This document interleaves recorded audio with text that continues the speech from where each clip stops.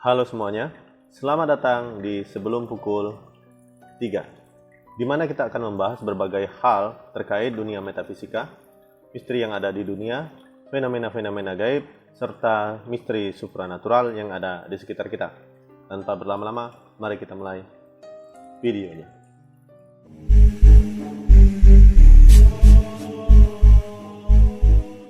Berikut adalah ayat-ayat pengobatan ruqyah yang saya gunakan untuk melakukan pengobatan alternatif. Dan di sini saya memiliki dua metode ya, yaitu dengan media air putih atau dengan menyentuh langsung penderita kemudian baru menggunakan media air putih. Jadi ada dua. Media air putih digunakan apabila pasien kalian jauh atau tidak memungkinkan untuk menyentuh tubuhnya. Sedangkan untuk praktik langsung atau menyentuh langsung pasien, itu apabila memang pasien kalian bersedia dan jaraknya dekat dengan kalian atau di dekat kalian sendiri. Berikut tata caranya.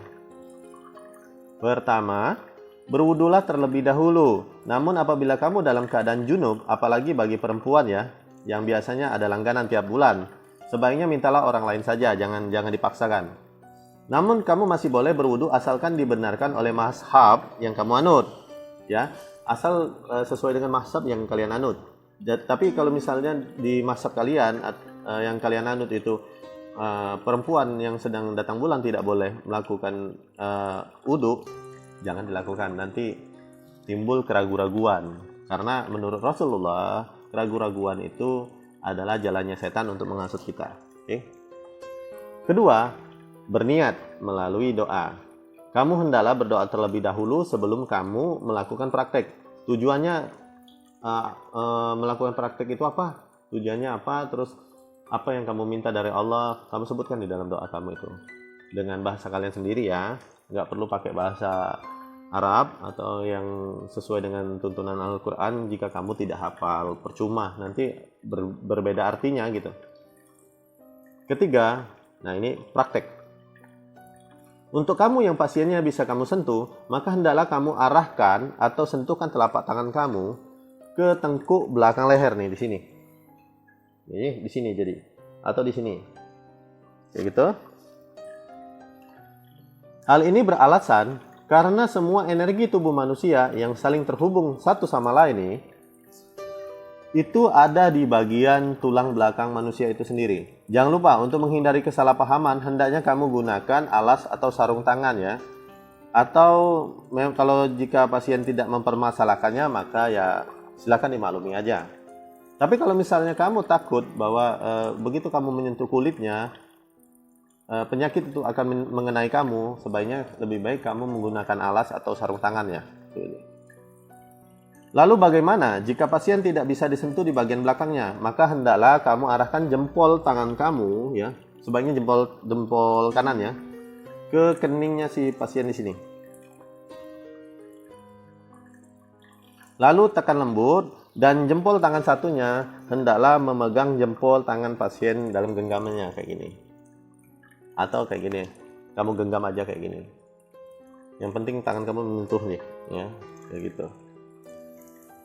Terus juga ada suatu kondisi juga si pasien itu kesulitan untuk dipegang tangannya gini, jadi kamu cukup pegang di sini aja, tapi jangan sampai jempol kamu ini mengarah ke nadi ya, nggak bagus itu. Jadi kamu tetap genggam sini aja, atau kamu arahkan dua jari kamu ini ke sini, tangan satunya tetap kayak gini. Tapi memang kalau yang di belakang tadi satu tangan aja udah cukup, yang lain kamu arahkan ke kepala ya. Ini.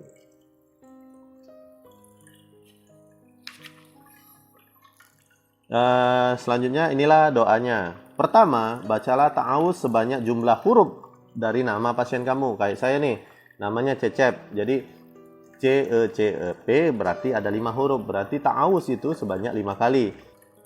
Setelah itu bacalah basmalah juga sebanyak jumlah huruf yang ada pada nama pasien itu juga. Alasannya menurut kami ya, ini menurut kami adalah setiap huruf dari nama seseorang memiliki energinya masing-masing. Maka yang lebih dulu diobati dari orang tersebut adalah namanya. Itu sebabnya zaman dahulu itu orang-orang paling susah untuk memberikan nama mereka yang asli. Karena di dalam sebuah nama itu terdapat doa dan juga energi magnetis yang tinggi. Jadi orang dari namanya saja itu bisa dilihat di karakternya kan seperti itu ya. Dan juga kenapa zaman dahulu orang lebih senang meminta nama lengkap berserta nama orang tuanya. Dan biasanya jin juga bisa mengenali seseorang manusia jika mereka sudah mendapatkan nama lengkap dan nama orang tuanya dari si orang yang dicari oleh jin tadi, kayak gitu. Kemudian kamu bacalah doa iftitah sebanyak 5 kali. Selanjutnya setelah membaca doa iftitah, kamu lanjutkan dengan Al-Fatihah sebanyak 17 kali. Kemudian dilanjutkan dengan ayat kursi atau ayat-ayat pendek yang kamu hafal, atau boleh kamu gabung sebanyak masing-masing 10 kali. Khusus untuk surat Al-Ikhlas, Al-Falaq, dan An-Nas, hendaklah kamu baca masing-masing 10 kali berurutan. Jika pasienmu merasa gelisah, sakit, atau mungkin kerasukan ya, setiap gerakannya hendaklah kamu baca tasbih Allahu Akbar hingga dia diam atau tenang, atau bisa jadi setelah dia muntah. Kemudian saat dia meminta jeda ya, begitu ini dia minta tolong istirahat dulu gitu ya. Meminta jeda, hendaknya kamu baca doa di antara 2 sujud sebanyak 17 kali paling sedikit. Rabbi firli warhamni wajiburni warfaqni warzuqni wadini wadini wafu'ani. Oke. Setelah pasienmu merasa lega, ditandai dengan bersendawa atau muntah, bacalah hamdalah sebanyak yang kamu mampu. Lalu lanjut dengan at-tahiyat 1 kali. Setelah itu ucapkan salam ke kanan dan ke kiri seperti kamu sedang sholat. Lanjut dengan salawat kepada Rasulullah semampu kalian. Kemudian kamu beri dia minum.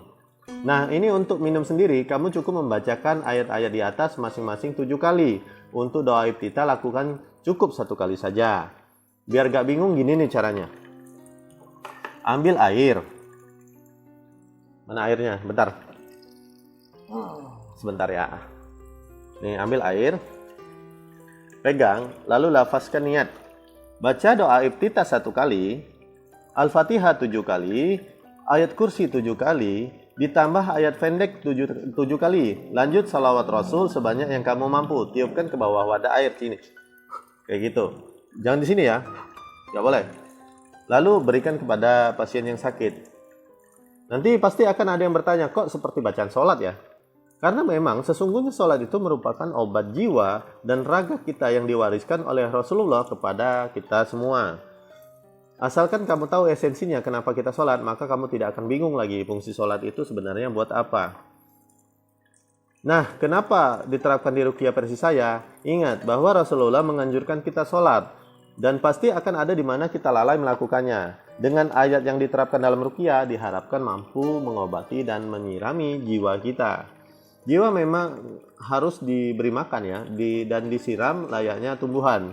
Dengan apa menyiramnya? Rasulullah memberikan metode ajaib untukmu, yaitu sholat dan doa. Lagi pula jin fasik dan sihir iblis yang jahat sangat tidak nyaman ini ya, menghuni tubuh manusia yang ikhlas dan khusyuk dalam sholat. Inilah alasan mengapa bacaan sholat sangat mujarab digunakan dalam metode ruqyah yang saya jalani. Tanpa campur tangan bangsa jin, tidak berisiko, dan salah satu bentuk ajakan agar tetap menyirami jiwa kita melalui ibadah sholat dan doa. Jadi